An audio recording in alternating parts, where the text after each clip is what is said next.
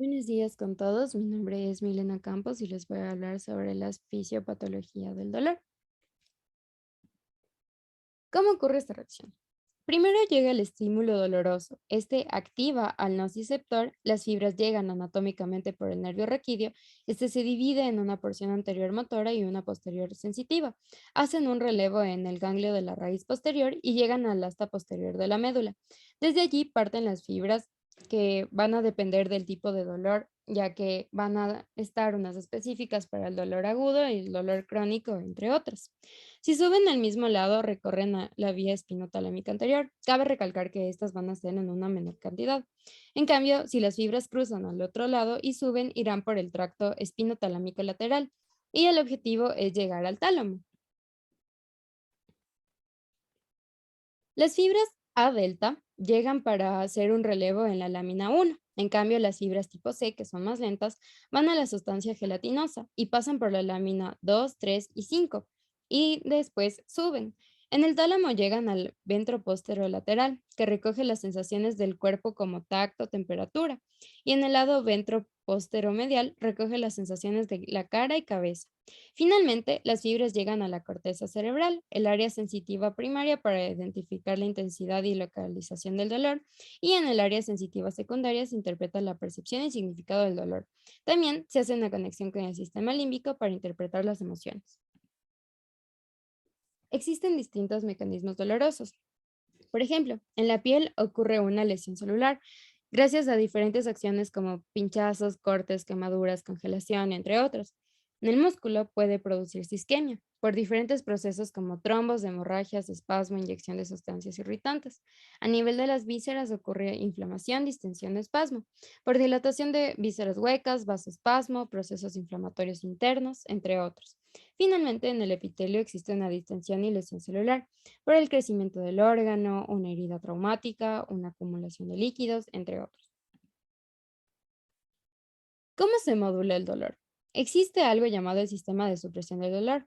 El sistema de analgesia está formado por tres elementos importantes. En primer lugar, la sustancia gris periaqueductal y las sustancias periventriculares del mesencéfalo y parte del superior de la protuberancia que rodea el acueducto de Silvio, contigua al tercero y cuarto ventrículo. También, las neuronas de estas regiones envían señales al núcleo magno del RAFE, situado en la parte baja de la protuberancia y alta del bulbo y el núcleo reticular. Desde estos núcleos las señales se transmiten en dirección descendente hasta las columnas dorsolaterales de la médula espinal y terminan en las astas posteriores de la médula.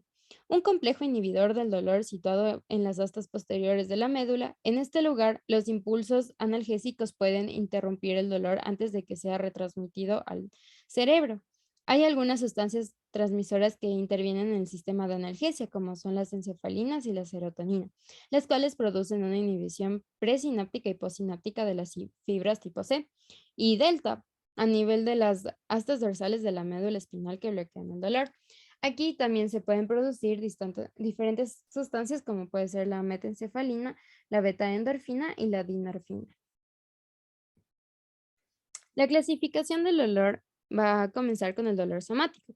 El dolor somático afecta a la piel, el músculo, los ligamentos, las articulaciones o los huesos. Es por eso que se hace una clasificación que este puede ser cutáneo profundo.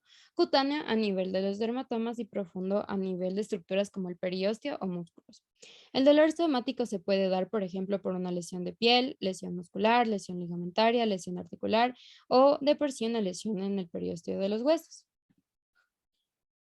Por otro lado, el dolor parietal se origina en el peritoneo parietal, pleura y pericardio. Frecuentemente es un dolor fijo y mejor localizado. El dolor visceral se origina en las distintas vísceras, aunque hay algunas vísceras que son casi insensibles al dolor, como el parénquima hepático. Sin embargo, la cápsula del hígado es muy sensible a la distensión y esto produce dolor.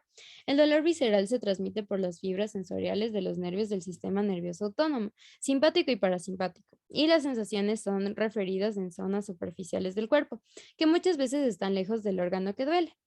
Puede ser dolor visceral en las vísceras huecas por espasmo y distensión, por ejemplo en el esófago, estómago, intestinos, vesícula y vías biliares, uréteres y trompa de falopio. Por irritación de cápsulas y revestimientos de órganos macizos, como pleura parietal, peritoneo parietal, cápsula del hígado, ovarios, pericardio. isquemia en las coronarias y mesentéricas y la irritación de la mucosa de esófago, estómago e intestinos. El dolor referido es percibido en un sitio distinto de su punto de origen, pero que está inervado por el mismo segmento raquídeo.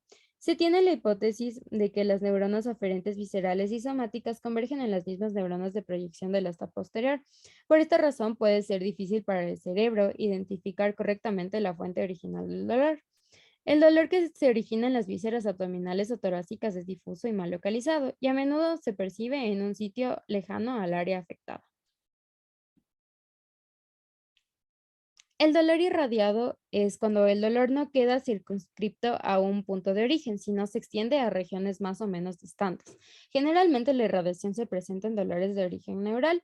Siguen el trayecto del nervio afectado, por ejemplo, el dolor del ciático. Aunque también hay dolor irradiado en otras circunstancias, por ejemplo, la pancreatitis provoca un dolor del epigastrio que parece ir al dorso. El dolor nociceptivo es el dolor que se inicia en la activación de los nociceptores ante una lesión tisular. Como ya vimos antes, puede ser somático y visceral. El dolor neuropático es el resultado de una lesión o enfermedad del sistema nervioso periférico central. El sistema nociceptivo se comporta de forma anormal, existiendo una falta total de la relación causal entre la lesión tisular y el dolor. Una de las características más típicas es la aparición de alodinia, que es la aparición del dolor frente a estímulos que habitualmente no son dolorosos. Por ejemplo, el roce de las sábanas produce dolor sobre una zona con neuralgia postherpética.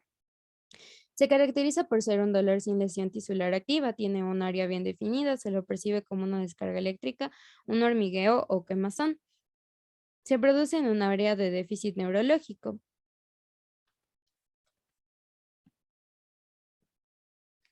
El dolor psicógeno es de origen psicológico. Puede ser casos aislados que no requieran de estudio, pero en ocasiones pueden persistir y afectar el bienestar de los pacientes. Por ejemplo, en neurosis, hipocondriasis, trastornos somatoformes. El sufrimiento de los pacientes es tan real como el provocado en las lesiones anatómicas y por lo tanto debe encontrar una solución. Aquí puede estar, por ejemplo, los trastornos somatomorfos, trastornos ansiosos, depresivos, facticio y por simulación. El dolor agudo es la consecuencia inmediata de la activación del sistema nociceptivo, generalmente por un daño tisular somático visceral, desapareciendo habitualmente con la lesión que lo originó. Por ejemplo, cuando nos quemamos o nos pinchamos con una aguja. El dolor crónico es aquel que persiste en ausencia de la lesión periférica inicial, como ocurre en el dolor neuropático, en el dolor funcional y en el dolor mantenido por el sistema simpático. Aquí cabe recalcar la diferencia entre el dolor agudo y dolor crónico, que se realiza más en función del factor del tiempo, en base a los distintos mecanismos fisiopatológicos que lo originan. Muchas gracias.